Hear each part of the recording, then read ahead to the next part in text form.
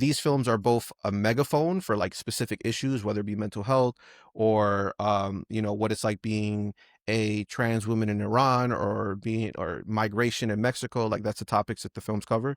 So it's a megaphone for issues, but at the same time, it's a mirror as well, because we get to see ourselves in these people that we may not speak their language, we may not be where they're from, but we're able to get a sense of their experience and be like, oh, I've also felt that. I've also felt that loneliness. I've also felt that sadness. I've also felt that fear.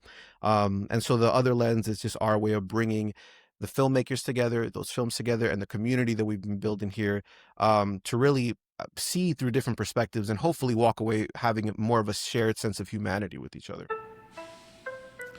Welcome to Uptown Voices. From Harlem to the Heights to the northern tip of Inwood, we're here to celebrate our people and together seek solutions for the difficult issues we're all confronting as neighbors. Regardless of what hood you represent, we share the same goal, creating the best community we can, somewhere to enjoy, where we can build our lives and raise our children. We want to thank 181 Cabrini, located on the corner of 181st Street and Cabrini Boulevard, for its generous support for this podcast. It's your neighborhood bistro just steps away from the Northwalk of the GWB. Stay tuned for a discount code that you can mention to your bartender or server the next time you visit the restaurant. What up, everyone? It's Lev Black and my brother Octavio Blanco again. Another episode of Uptown Voices. Before I go any further, I gotta really ask y'all to make sure you subscribe. It don't cost you nothing. It helps us out, so make sure you do that. But yo, what up, everybody? I would like to introduce my good friend Anthony Alvarez, who's the co-founder of Project Field, along with Daniela Cordero. Anthony, how you doing, brother? What's going on, man? I'm doing great today. Led, Octavio, thank you guys for having me. Feeling great, feeling excited. Our city is going through an exciting moment right now, so I just feel like that energy, and I'm trying to channel it into all the work that we're doing. That's a beautiful thing, man. Octavio, so I met Anthony. Project Field produced Futuro, which was the digital conference for NYLFF this year, right? It's a big thing to do, and they knocked it off flawlessly. It was a beautiful event. It was a perfect way of kicking off the NYLFF, the New York Latino Film Festival this year, and it set the tone, for the excellence that came through. Thank you for what you did, Anthony. How hard was that, dude? How rewarding was that project? Tell us about how you even met Calixto and how did that whole thing happen? Absolutely. I mean, the off rip, it was an amazing experience, and I have nothing but gratitude for it. And I'll get into why, but it started off as kind of internet connection. So we had interviewed Anthony Rojas, who's a super talented filmmaker. He also did the graphics and all the designs for NYLFF, awesome guy. And we had interviewed him for our interview series, and we had reached out to him because we saw that he was working with New York Latino Film Festival, and that's such a big pillar of the Latina creative community here. So from him, I was able to get Calixto's Instagram, and I saw what he was doing. He visited different schools, and I'm like, this man is just all over the place and putting into the community. So I reached out to him, and it was just we hopped on a call. I think the first thing that stood out to me about him, but it ended up kind of really representing the entire NYLFF team, was this sort of curiosity of who's doing things now, who's coming up, who's hungry for it, and a willingness to create a platform for those people. And so at some point he asked, would you guys be down to co-produce Futuro alongside us? And that to me was it was kind of a perfect match, because we have been producing films alongside events since we started 7 years ago. The first thing we ever did was an event. And so we're always wondering how we can have art and creativity not just be something that we watch passively, but be able to be an invitation into a space. And when we're all there together, what conversations can we have? What can we do once we're brought together by that? And Futuro really was a perfect example of that and a platform for that. So when he reached out about it and we looked up what it was yeah, this seems like a perfect match, and also an honor for us to be able to do it with NYLFF after on their 25th year anniversary. Right, yeah. Because even we're we have a short film program that we're doing, and I remember thinking this is our first one we've ever done, and this is NYLFF 25 years later. In a way, it's kind of when a little Pokemon sees what a evolved Pokemon looks like, and I'm oh, this is what it takes. And to your question about how was it, it was a dream, because the team, including yourself, Led, everyone on the team is awesome people, determined, committed to creating an incredible experience for the filmmakers and the audience. And then on top of that, like just great vibes. Like there was a lot of Thank you, laughter man. on those team meetings, man. And it was like easy. Like it was the hardest part was that my two of my teammates got married in France the 2 weeks leading up to it. So like there were team meetings we had there. It's like 2 a.m. and I'm like trying to stay up in Paris because I'm like, I need to be on this call because like Futuro's next week. That was probably the Right. hardest part. But besides that, like the working with everyone, like working with you guys, it was truly a dream. And like Danny and I would walk out of meetings like, that's like the type of timing we need to continue to push ourselves to be on because you guys are just like committed to the work. Yeah, man. And so what? I'm sorry, go ahead. I just want to ask real quick. So what does Project Field do? You guys been on 7 years. That's amazing. What do you guys do? You go to I was gonna ask, like, what's your mission? What's your on that? I love that French there. So Project Field is a multimedia production company. When we started, we were just honestly a collective of artists, of friends that none of us went to school. I was in medical school originally and I left knowing that I wanted to go into filmmaking, but I was like, I'm not going back to school for that. I have no idea who else is doing this. And so it really started as a collective that we were like, hey, no one else is going to give us any opportunities. So let's just work with each other. It was like poets, dancers, visual artists, musicians. But it was really like a little bit after the pandemic that we were like, hey, we really see a sense of urgency and importance in creating community spaces for artists because we felt like there were so many awesome creative communities, but like there was an opportunity to connect them all. And so we decided like, okay, what do we want to really lock in on? And that's like creating films because that allows us to work with all sorts of artists. Like we've done poetry films, we've done work with musicians, we've done work with visual artists. So there's the films production and then there's the event production, which is like where the Futuro came in, where it's like, how do we take, if we have a film that's about, if we're talking about mental health, how do we create like an event series around that we can have these conversations with people, like have panel discussions about these things. And so that world in terms of creating work and creating these spaces, that's kind of like what we're always trying to like, balance with each other. And on top of that, like as a multimedia production company, we create music videos, content, like podcast content, all sorts of things for the clients. I think at the end of the day, simply put, like we want to create work and host spaces that bring people together with creativity. And so we're always figuring out like new ways to do that and like new ways to be creative with it. That's really dope. Yeah. So talk to us this event you got going on November 6th, The Other Lens. That sounds really interesting. What's that about? Yeah, bro. Well, the Other Lens it's a short film program. It's our first year ever doing this because we've done multimedia events of all sorts, like since we started. Like, oh, let's bring musicians together, let's bring visual artists together.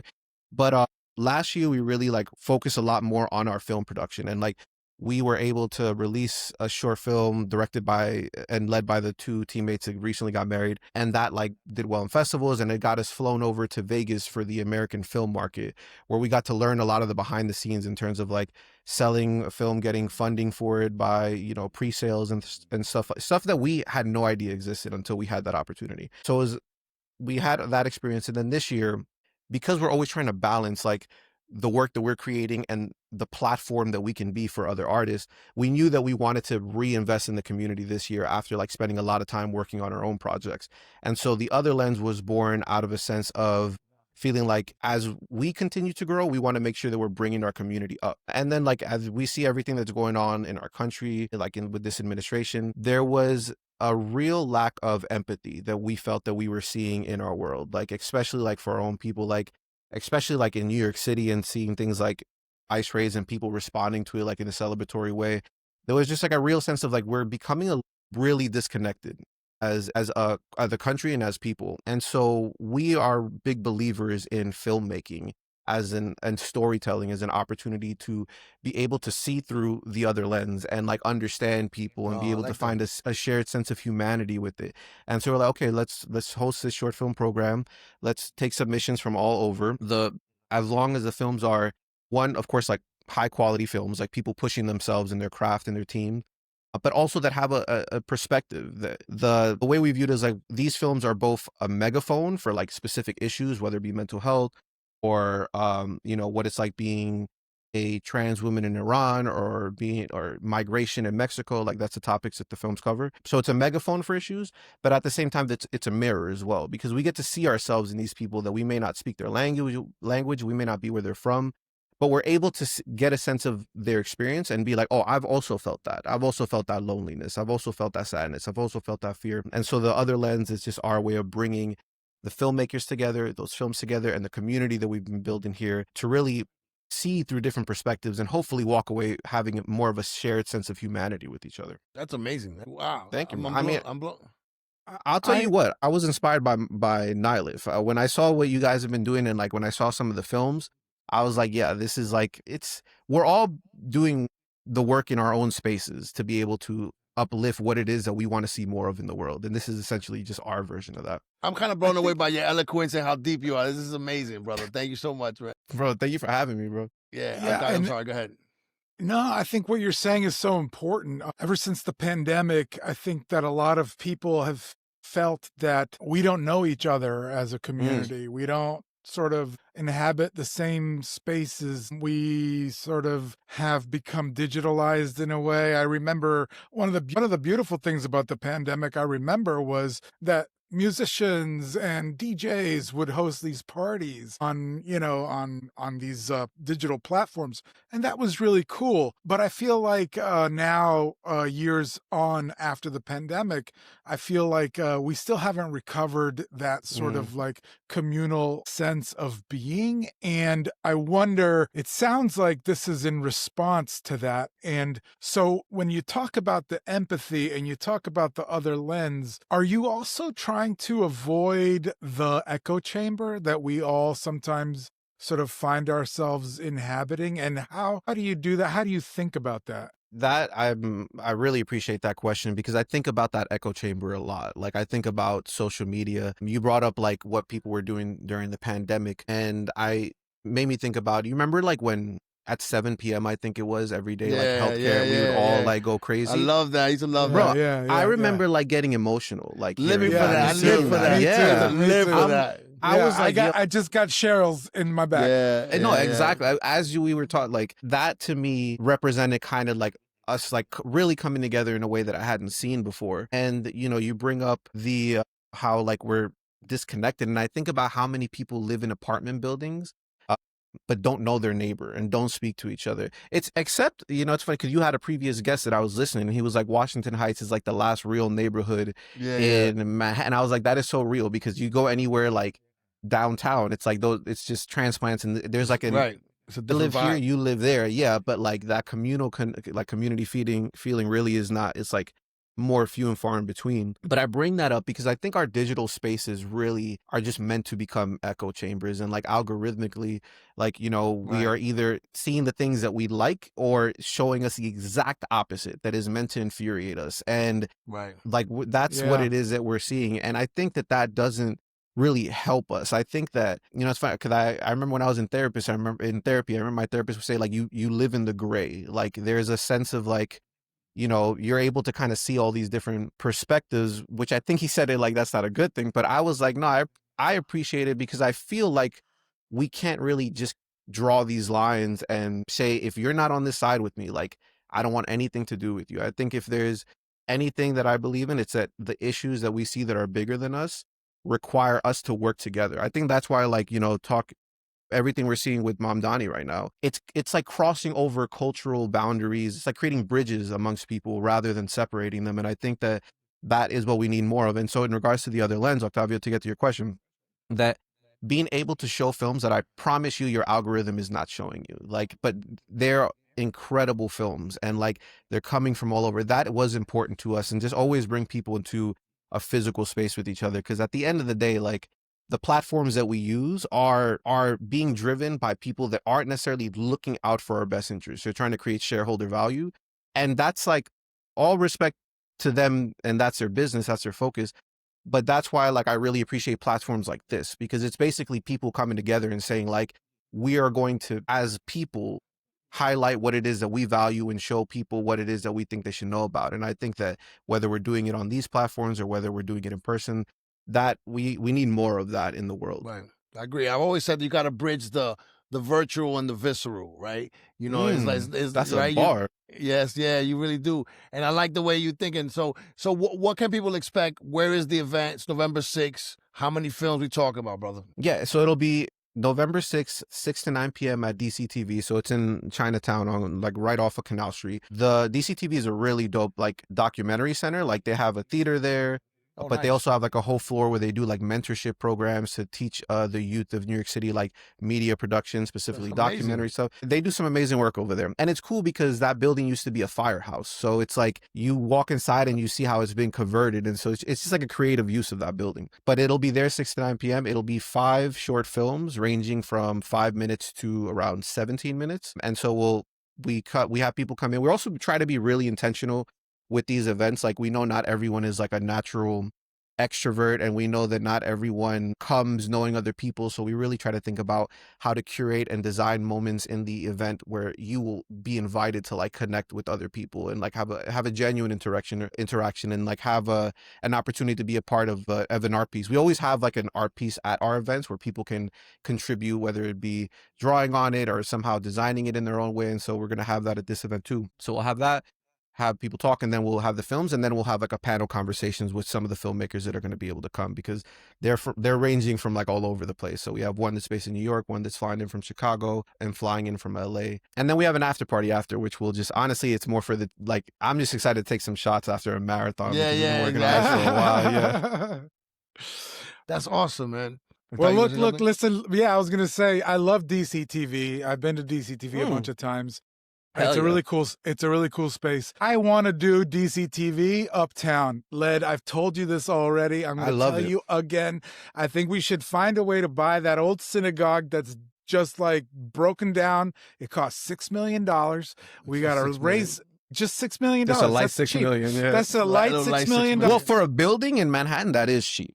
For a building, for this synagogue, and we convert that into the Uptown Collective Digital Media Center, and it'll be just like DCTV. We'll have it uptown. We'll give classes. We'll create content. We'll do all kinds of stuff. Hey, any listeners out there who want to help us to make that happen, talk to me. Anyway, I do love DCTV, I love that. and I do think that like we need something like that in our Uptown community, because our community uses digital media a lot, or actually maybe just what I would like to actually say is actually it consumes digital media a lot. And I really want more of us to create digital media and other kind of media and learn what goes into it, behind the scenes. So yeah, that's what I think we should do. I just want you to know, like, hope. I'm going to help you manifesting that, because I love that idea. And I feel like too, it's funny, like we talk a lot about, or I feel like in these industries, like we talk a lot about what representation means. And I feel like sometimes people think it's like just, who we see in front of a camera and the voices we hear. But I think just as important as that is like who are running the spaces that are cultivating, talent and creatives and providing education and access to resources. And the idea of like you guys, Uptown Collective, having their own space where they're able to invest resources and education into like the youth and being able to teach people how to use these tools and to tell more stories. Like that to me is just like more of an important version of representation than anything else, because it's really empowering the community with people from the community, like with everything that we have at our disposal. So I really hope, however it is, like whoever's listening, if someone's willing to fund it, like just $6 million for these fellas, because just $6 million, it would be great work. Yeah, I agree. And let me ask you a question. So like you're 7 years in with Project Field. Did you begin as what you are now, this multifaceted thing, or did you start, and what's the evolution been like? That's a great question. When we started, I'll say this. When we started, I had a sense of the sort of like how wide I wanted our net to be. I knew I wanted us to build out of New York, because I feel like New York is like this nexus of the world, honestly, in terms of like how many people come here and the cultures that come here and the way that art flows through here and commerce.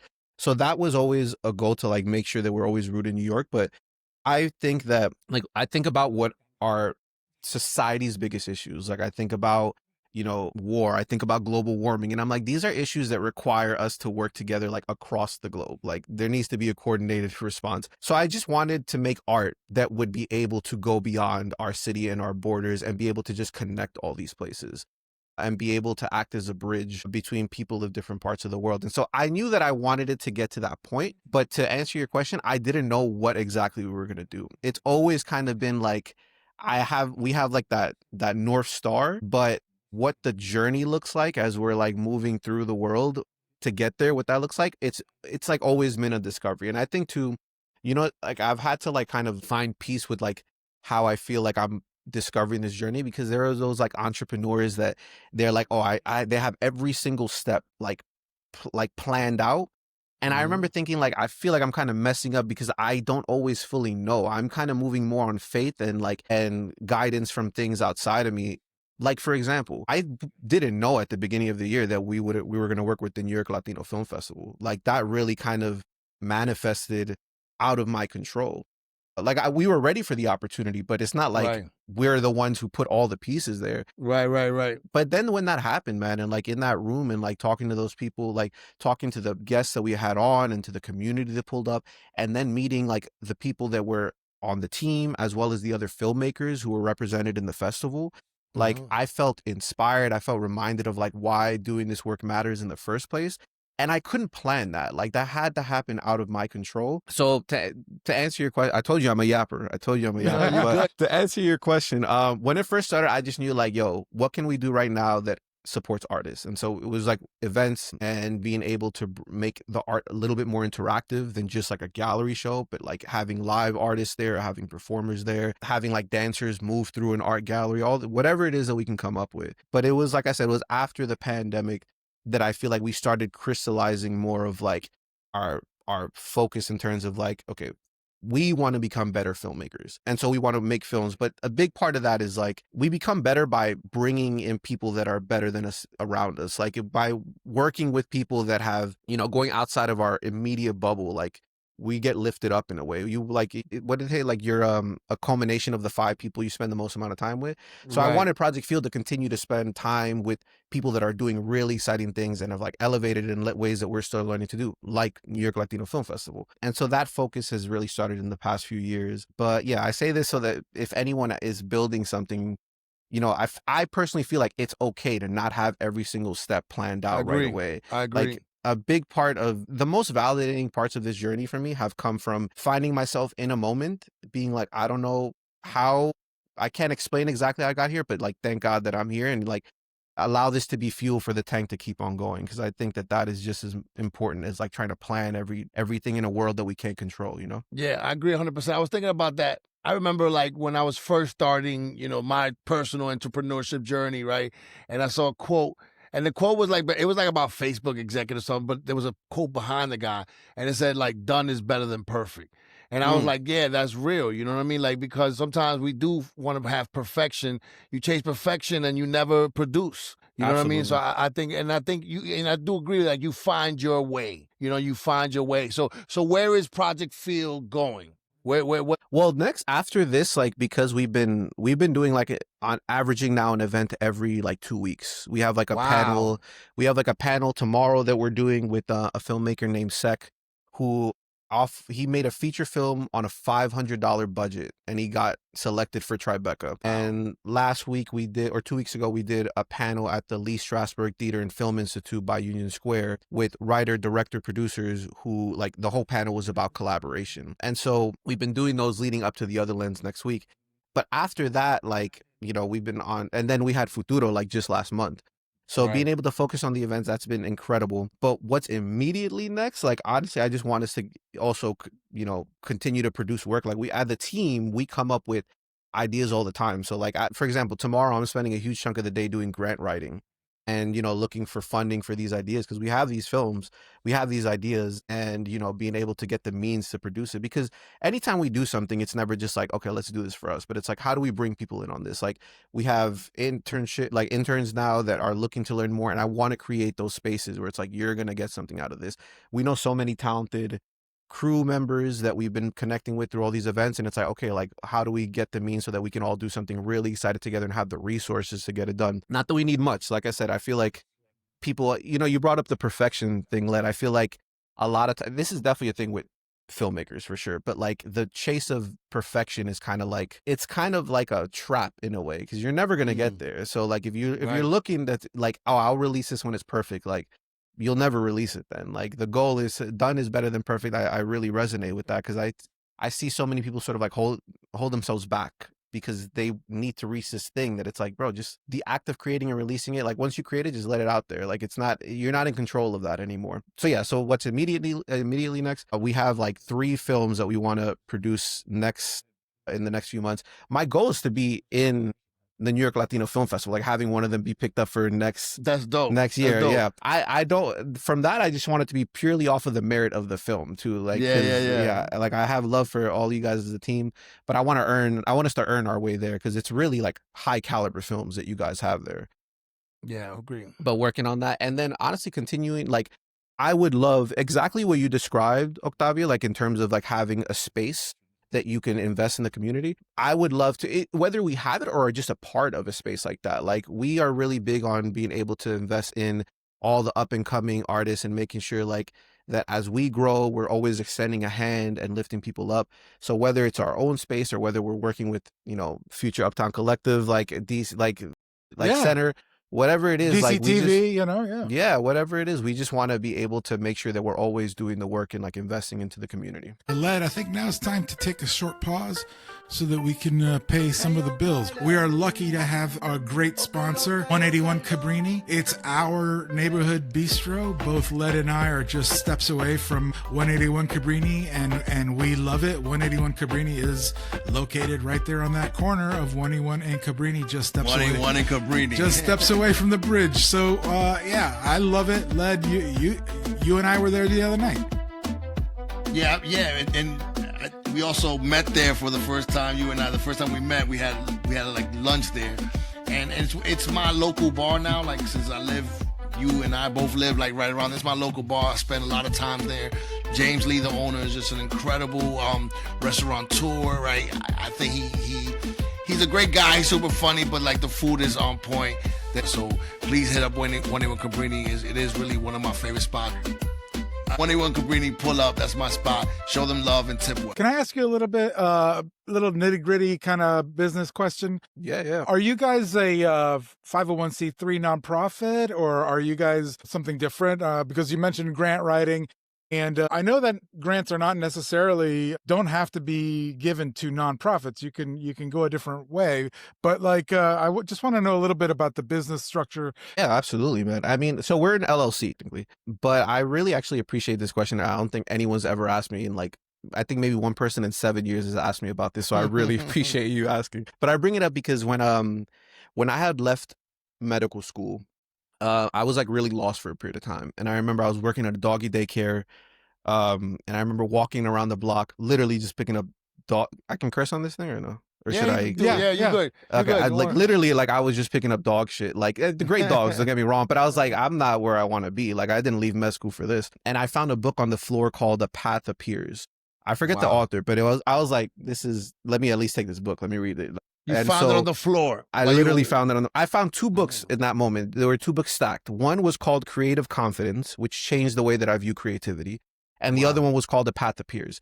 And The Path Appears was about how like what people's purpose in life, they find it in different ways. And so it started like high level. It's like whether, some people created like a kind of like a secured, what's it called? Like neighborhood patrols.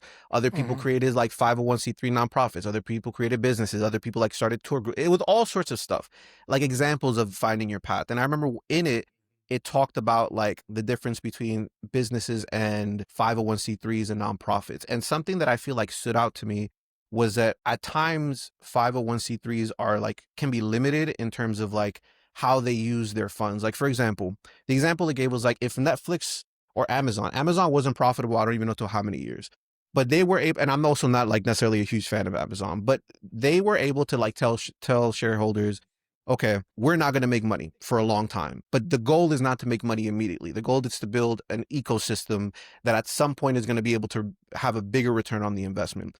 The thing with a lot of like nonprofits is that if you start telling the people giving money, like, hey, this money is not going towards this, like we're using it to build something for this, that it ends up kind of like limiting the impact of it. I mean, so much of money spent by nonprofits is just like marketing in a way to like raise awareness of the issue, not necessarily for research or into programs and stuff. And so for me, the reason why we chose an LLC is like, I just wanted to be able for us to decide collectively, like how we use our resources as a team as long as we're holding ourselves to be a business. I think I will say this, I do want us to transition into being a B Corp. I don't know if you're like familiar with that, but it's essentially like another classification of a business, but it, on top of like, shareholder value or building value for the owners, you're also saying like in your like foundational principles that you are going to make sure that you are investing into the greater good of something somehow. And you get to define that.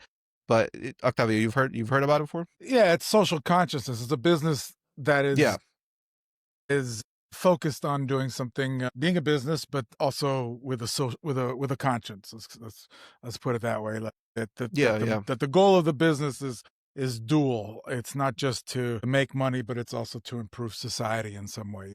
Yeah, because I mean, I believe that, it requires resources for us to do a lot of things. For example, like to have that space, like you'll need some capital to buy that synagogue, right? And so if you were like, all right, we're looking to raise $6 million.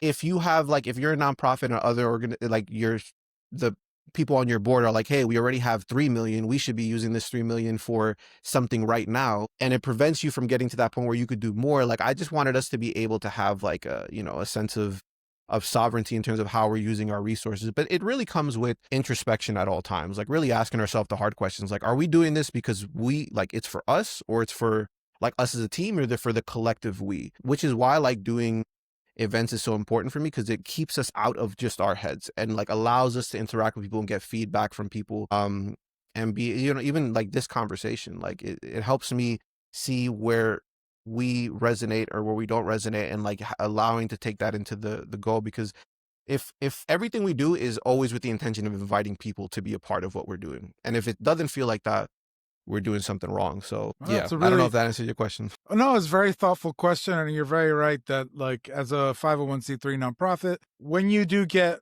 money in, usually that money is hooked into something that the funders want you to do, not necessarily something that you want to do. So it can be limiting in that way. So no, I appreciate the answer. 2 questions actually. Are you like Uptown Collective technically the 501c3, or is it No, it's a regular, okay, cool. Yeah. Okay, cool. Okay. I mean, I bring it up because I don't necessarily think one is better than the other. I think it's just about like what that organization is. But I think that the ecosystem about how all of these organizations exist and work with each other, that to me is super important. Like, not every organization is meant to be a B Corp or an LLC or a 501c3. But I think what's more important is that like find out what's right for you, and then how do we work with each other? Like, we've worked with multiple 501c3s, whether it be like on campaigns or whether it be like on storytelling and branding. And I love working with them. I also know that they have a structure that I don't love all the time, and I'm kind of happy that we don't have that. But I do love working with them because other people that are like, they really care about the work that they're doing. And it's like really affirming to us that it's like, oh yeah, these are the types of people that we want to work with. And don't forget that you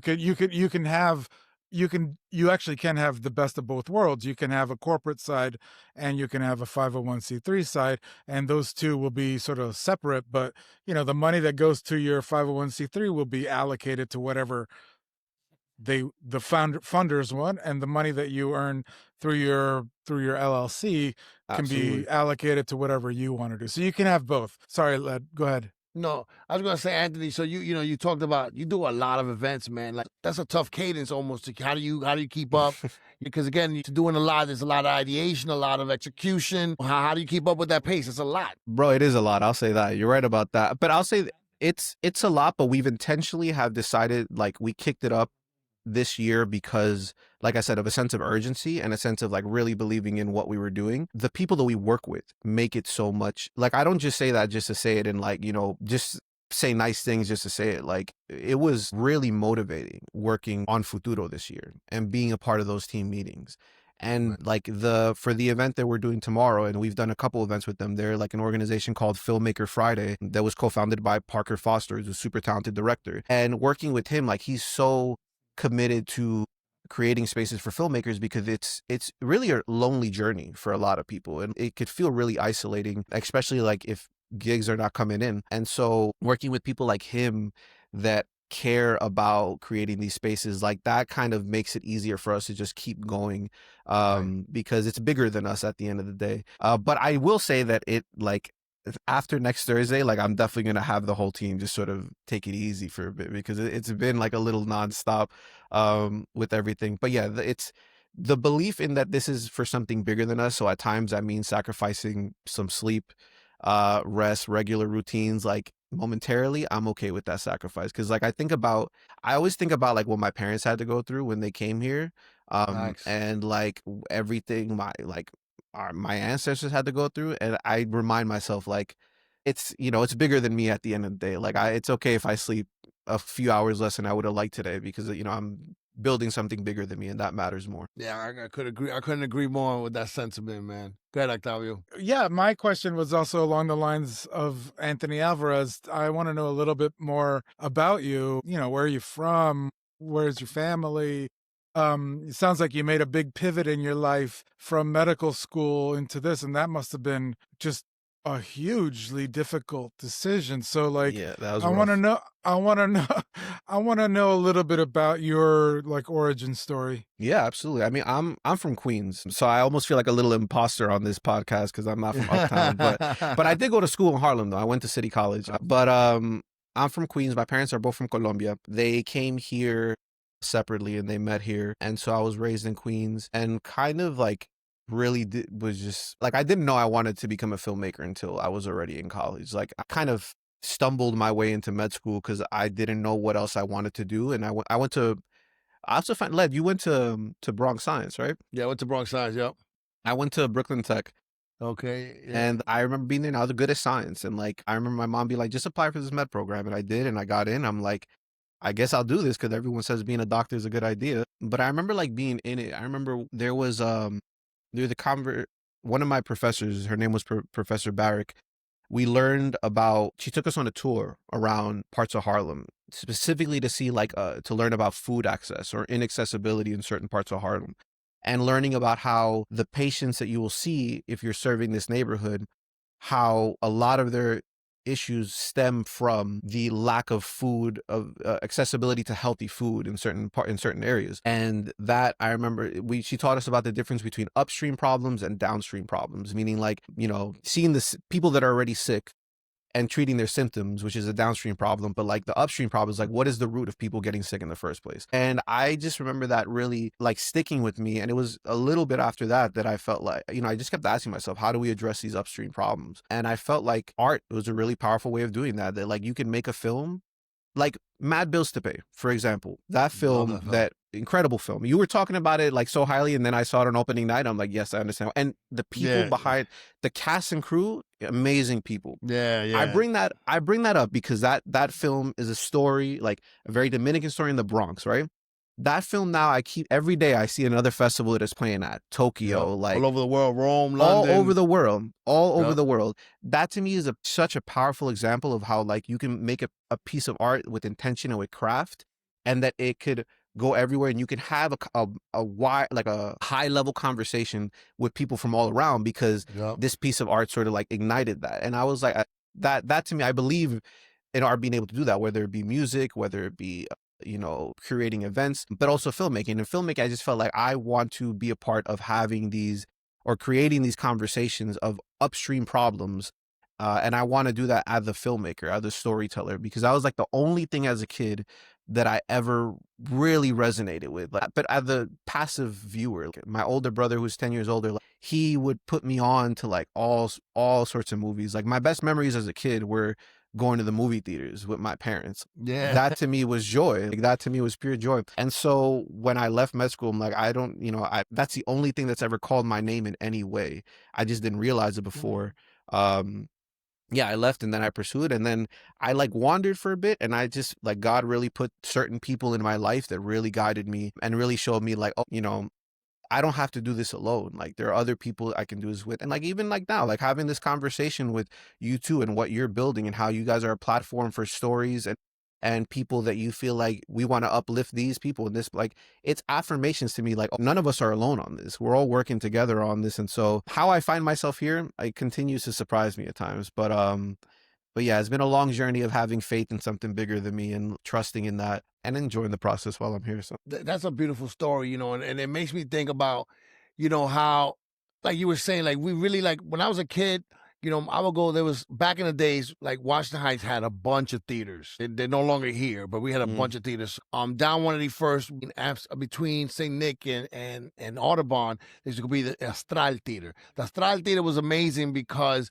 it was the Latino theater, right? So basically, that's why you saw the Cantinflas movies, or it didn't have to be Latino, but it could also be movies that appeal to Latinos. So my mother took me to see Scarface as a kid, which I don't know why, but she did. That must have been that's a core memory right there. Yeah, you know what I mean? I don't know why she did, but it was a thing that me and my mom would do. We would disappear in the theater every week, and we would go see a movie at the theater, and then we also had a theater that was like the regular, it was the Dominican theater for like more Americanized Dominicans, the RKO, you know what I mean? But it's interesting that we still over-index in the consumption of entertainment, films. We go to the theaters, except we're not represented on the, in front of the camera and behind the camera. You know what I mean? So that's a very interesting thing, that like we mean so much to the dollars and cents of that industry, but then we're not represented, in it, and like Calypso, and like you, I like the fact you're trying to do something to change that. Go ahead, bro. Octavio, you're going to say something? I just go have like ahead, go ahead, Anthony. I was telling you. Go ahead. I was just going to say, before you go, because I think you might be able to respond to this as well. I was just going to say that, I love the fact that you brought up sort of the gatekeepers, the people that curate, the people that sort of like give the green light to what's a good idea. And I think that like we've seen more of us, I'm going to say us because the three of us are Latino here. We see more Latino representation like in front of the camera. We're starting to see more Latino representation, I guess, behind the camera. I mean, I've seen more of that. I think that we're still needing that to be, to continue. Absolutely. But one of the things that I think we're still like missing is that curatorial sort of like the gatekeeping element of who gets to do these things. So anyways, go ahead. No, I mean, I couldn't agree with you more, honestly. Like, I think it was last spring where like a report came out from McKinsey, and it talked about like, it was like Latinas and in Hollywood and representation. And if I remember correctly, it's like something, we're like around 20% of the population, but our representation in front of and behind the camera, whether it be leading roles or like above the line, it's like 7%. Yeah. Or 7% max, usually below that. And so there's clearly something off about that. But the craziest stat was they did like calculations, and they were like, if you were to even it out where the representation at least matched the proportion in the country, it would bring in like 12 to 18 billion dollars a year for Hollywood. So it's not even just about like, is this right or is this fair, but it's like, this is a missed opportunity for everyone altogether. And so that, to your point, Octavio, like the gatekeeping and like the curators, that is really something that I think is absolutely important. It's like why I have so much love for what NYLFF was doing, because they're saying like, hey, like, let's put these filmmakers on. Like, even for us, they were like, we'll let you guys co-produce this, even though like, this is our first time working together like this. I would love it. You brought up you could have a business and a nonprofit portion. I would love to just be able to have the resources to fund, create incubator funds for like young artists and filmmakers, and being able to provide grants ourselves. And so I think that more and more we're seeing that we can create these sorts of platforms and incubators for ourselves with each other. And I think it's just about us just, not letting up on that. But I think as something, I will say that I feel like our community does do a good job at like always extending hands out to each other. And like, and if we're not doing a good job, I feel like we're getting better at it. And I feel like that is going to be a big game changer as we go into the future in terms of, who, like you said, who gets to green light a good idea and who gets to decide what that is. But like, I'm a diehard optimist. Like, it's easy. It just makes my life easier, like, to believe like we can do better and we will continue to do better, because it's already hard enough as it is. But I'm excited. Like I said, even the fact that the three of us are having this conversation, that's an example to me of like, yes, we're moving in the right direction. Like, we're doing the right things.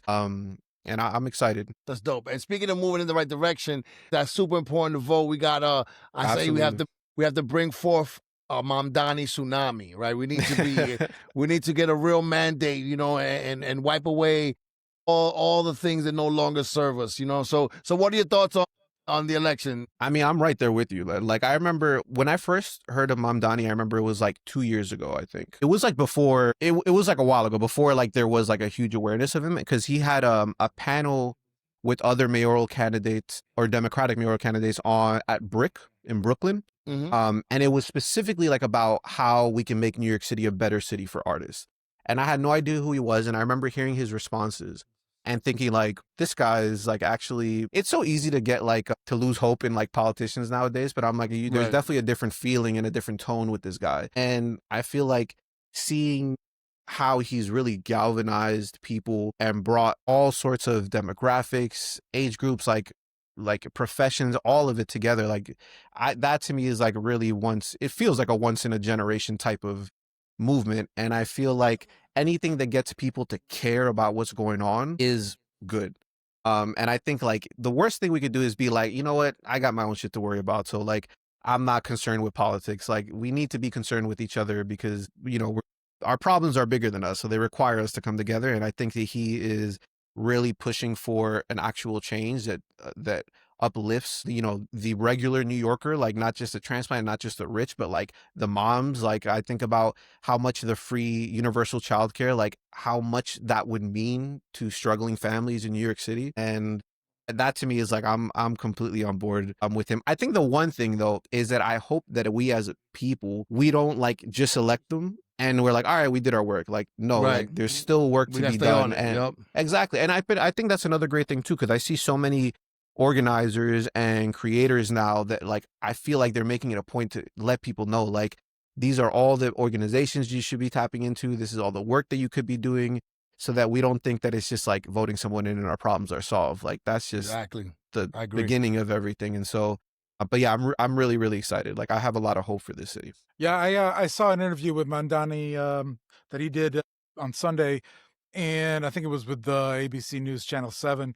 And he says, you know, you may not be interested in politics as an individual, but politics is really interested in you. So you might want to be a part of it in some way, shape, or form. You don't want to just let the politicians like do what they want with who you are and what you're about. You need to have a voice. And so one of the things that I really hope that we all can learn from, and maybe he'll put it out there for our organizations, is just the fact that he's been able to gain this grassroots movement and momentum. I think that's what's so incredible. And the fact that he's done that, I hope does translate into that. Like, we're not just going to vote him in and then say, okay, wash our hands because we've done our job. Because no, we're part of the movement. We're part of what's going on. So yeah, I hope that we can all learn from that so that we can keep growing. Because as we said in the outset of this program, it seems to me that many people seem to be disconnected. But one of the big successes that Mamdani has shown is that he's been able to unify people and to get people to come out of their homes and knock on doors and go out and do their thing. So yeah, I really have a hope that people will be involved and stay involved. Go ahead. I'm sorry. Go ahead, Anthony. No, go ahead. No, well, I was gonna say I agree with all of that, and I think that's something that he's doing that really I think is like a part of the success that I think we can learn from. Is I feel like there's a sense of joy that is like when you see those rallies, like you had Uptown Collective, there was a video like you guys were at. I was there. Forest Hills. Okay. Yeah, it was Forest Hills. Yeah. There's a feeling of joy, like it's not just like anger, like we are upset with the system, down with the system, and like down, like you know what I mean. Like there's a sense of like we are happy that we get to play a part in this, and I think that joy really is a huge part of like resistance, like and being able to have stamina for this, because it's like a long all of these things are long journeys, like they're not just short battles. And so I think that joy is really important. And there's an organizer and an artist that we've worked with in the past. Her name is Marla Liu, and she has like a phrase for her nonprofit. It's like, our mission is to make the revolution irresistible. And I think that what Mamdani's doing is like, it's making people feel like, yo, I'm missing out on something. Like, let me at least show up, let me canvas or something. And I think that level of like engagement and that level of joy and willingness to give up your time to be a part of something bigger than you, I'm like, that we need more of. And like, it's in the pursuit of a more equitable city. So I'm like, you know, I'm really excited to just see the momentum of all this and how that continues to pick up. And also I'm like, you know, prepared for when it, like we're going to have battles like throughout the way. And like, I'm ready for Trump to be like, You guys elected him. All right, now we're really gonna have beef with each other. And so I know that won't be easy, but I have faith in our city to be able to come together and be able to do what we got to do. You know, it's funny you say that. So I just saw right before we started this, Mike Johnson was blaming Mamdani for the shutdown, basically. So he was saying that he was basically saying that because, you know, we want to be, you know, dealing with Marxist communists, that's why the Democrats are holding up, opening up the government, which was so ridiculous, you know. But what's interesting, what you were saying, back to that joy, right? You know, I was there in Forest Hill Stadium with 13,000 people, you know, and it was such love and it was such joy, but it was also something else what I found very interesting. It's a collective awakening, right? And what we mean to each other, that we do have power, right? And what I'm realizing, you know, is that it's either going to be us in control or the oligarchs in control. It's one or the other in this city, right? So I think we should be us with whatever mistakes we made. We're going to make whatever. They made tons of mistakes, right, before. But one of the things that was interesting, right, is that Kathy Hochul came out, right? And Kathy Hochul came out, right? I peeped this. Yeah, and it was really interesting because she's there to bask in the glow of Mamdani, right? To get some of that glow to rub off on her. And Mamdani's as a candidate is smart too. He wants to have a good working relationship with the government. That's beautiful. But the audience, right? The collective, they were there like tax the rich, and they were savvy enough, right? And we were savvy enough to do it enough that she heard us, not to be rude, and then she acknowledged it, you know, but we're letting him know, like, and that's what I think is beautiful about this moment, that it is really people power, and he's the and I think I said this before in my other ad, that Mamdani is who we thought Obama was, right? You know what I'm saying? And Mamdani, you know, when he was saying this is a commitment, you know, I'm making a commitment, you know, and I think he knows that he needs us like we need him, and it works for both of us. So I'm super excited, man. You know, I think this, you know, there's no way we got to, like he said, we got to pretend like we're 5 points down, so we all got to go vote. I think the early voting numbers are greater than all of early voting ever. You know what I'm saying? New York City, you know what I mean? So I'm super excited for what Mamdani means for the city, and as an alternative to what's happening, you know, federally, right? We had ICE in Canal Street last week. You know what I mean? Crazy. And what was I also had to give a shout out to New Yorkers, right? There was a girl that, you know, I think she was Dominican. She had the flats and then something like this. You know what I mean? Like New York. You know what I mean? So it's an interesting time, though.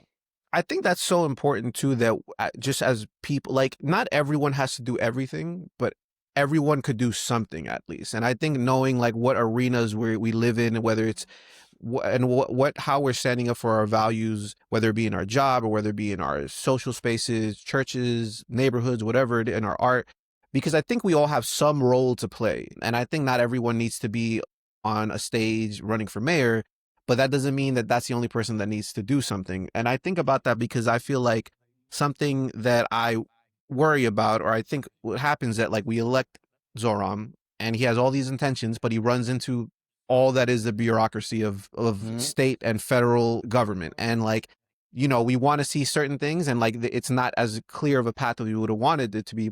And instead of like being, you know, if that happens, instead of finding frustration with him, I hope that we view it as an opportunity to look at ourselves and be like, okay, like what is there left for us to do as people, as organizations, as a community, to make sure that we're doing our work and like just making it easier for everyone else at the top who wants to do a lot of things, but like, you know, runs into whatever it is. And I think that like, you know, like the No King's Day protest, when you see hundreds of thousands of people show up, like there becomes a point where it becomes undeniable what's going on. And so I just want us to keep showing up in whatever way like that, you know, like you said, that woman who was standing there, like she's a hero. Yeah. And one of the things along those lines that we need to, as a community, as a society, as a city, as a country, individuals, people need to realize is what you're talking about, this collective awakening, but the collective awakening that not only do we need to voice our opinion, like speak out and attend these rallies, but also in sort of the minutia of government. You know, the oligarchs have created the government that they want. They have created the government that they want. They make they lobby for the laws that they want. They rally for the politicians that they want. And so they've created a government that we need to go and attend our community board meetings, like Absolutely. we need to be, at the community board and making sure that we're speaking up for the things that are important to us as a people. We need to make sure that we're speaking to our representatives and saying, hey, this law isn't helpful to me. I need it to be changed into this law, which will be helpful to me. And so I think that this awakening that we're seeing is the fact that as a community, we do have power, and that the oligarchs also have power. And I think that it is unfortunately a battle for attention from our government leaders. One of the things that I think that this campaign from Mamdani has done so well is that despite the multi-hundred millions of dollars that the oligarchs have been pouring into combating him, he's still coming out on top, right? Mhm. So when you look at that, because for our whole lives that I've known it, I feel like it's been like money talks, bullshit walks, right? But this is the first time that I'm seeing that, well, you know what? Money doesn't really talk for all of us necessarily. And it's funny because Zoran said they're spending more money than he would tax them. Right. So it's like, what are you doing? Like, you know what I mean? Well, and yeah, go ahead, Anthony. No, I was going to say, I feel like exactly what you just brought up connects to what Octavio was saying in terms of like the powers that be, like the system exists the way it does for a reason. And those powers that be, like they benefit from there being a sense of confusion or hopelessness and being like, I don't know, like I already have my own family to worry about. I can't worry about politics. Like, you know what I mean? And so they benefit from that because then things remain the way they are. But the fact that, like you said, Led, that they're spending more money to keep things as they are, rather like more than it is and they pay to change the system, shows that like your main concern is self-preservation. Which I think any people in power, like, I don't blame them, because there comes the point where like when you have that power, you don't want to get rid of it. But like at some point the people comes a breaking point. And like I always wonder like what that breaking point is for people and for society and what it'll look like, because it won't but they have so much hope about it now, because I feel like it feels like that change is happening and it's accompanying with that joy and hope rather than like just destruction. Yeah. I want to say, Anthony, that about that joy and that hope, I love it, what you're doing, that you're creating that you're creating these events and you're bringing people together. And you were mentioning the joy that Mamdani is working towards, and I think that it's so important to have intentional joy. Like Mamdani is creating a soccer league in New York City. Each borough gets its own team. Yeah, and cost of living, I think, was the name of they had like some kind of tournament, I think, recently. Yeah, and he's done all these like treasure hunts, where like, people go and so like that's fun stuff, and in this society, we are number one. We talk about the grind, we talk about entrepreneurship, and I think that's very important. In America, most Americans, even the ones that are doing, quote unquote, well, they don't take their whole vacation time that they're legally entitled to take. You know what I mean? Like, we generally wear it as a badge of honor how little we sleep at night. You know what I mean? Yeah. And like, I take your point about making sure that your team gets some rest and that your team, because without that, we can't work to our full potential. And that's what we have to always keep that in mind. And so like intent, joyfulness, I think that's something I'm taking away from this episode that we should all be looking at. I know that I think our time is starting to run out. So Anthony, tell me, is there any last thoughts? What's your social, your social, give us the deets. Give us all the deets and where can people find you, and how can people, get in touch or buy tickets to the event, things like that. Absolutely. Well, firstly, thank you guys so much for having me. Like, I was actually feeling a little under the weather, but I feel galvanized after this conversation. So awesome. Thank you guys for the opportunity, and you guys are great at what you do. So genuinely, from the bottom of my heart, thank you. Thank you guys. Project Feel at on Instagram at project.feel. But I think the best way, because people reach out to us all the time, like, oh, I want to, make something with you guys. Are you guys looking for crew members for this? Are you guys looking for these types of artists? Because we have different series that we do as well. And people reach out. The best way is really to just show up. Like, we have free events, we have ticketed events. Like, just showing up and being a part of the community we're building lets us know, like, you're here for everyone, not just for yourself. And so at the other lens, November 6th, you can get tickets on projectfeel.com, and then you can follow us on at project.feel. But that's the best way to, like, just being active in our community shows us that, like, you value what we value, and we want to grow with people that do that, such as yourselves. By the way, you two are on the list. If you're available, Awesome. we'd love to have you both. No, thank you guys, man. But this has been really, really fun. And that intentional joy that you said, Octavio, like, I'm feeling that now. So thank you. Anthony, man, my brother, thank you so much. It's been a pleasure. And, like I said, I look forward to going to the events, man. I feel like you that type of brother that, that you really bring the positivity, and it's part of what you do. So thank you for that. And for all the listeners, make sure you subscribe. It don't cost you nothing. You hook your brothers up. All right, so thank you. Spread love is the Uptown way, y'all. Thank you. Bye-bye. Thank you. Bye-bye. Thank you guys so much. Thanks for joining us in this episode of Uptown Voices, brought to you by 181 Cabrini, your neighborhood bistro just steps away from the North Walk of the George Washington Bridge. Use the code Uptown Voices Season 1 for your discount. And to stay up to date on the latest in Uptown, you can follow Uptown Collective on Instagram, Facebook, and X. If you're watching Uptown Voices on YouTube, don't forget to smash the subscribe button and to give us a like. And don't forget, we also need financial contributions from listeners like you to produce, improve, and expand our content. To contribute, please scan the QR code on the screen. Until next time, this has been Uptown Voices.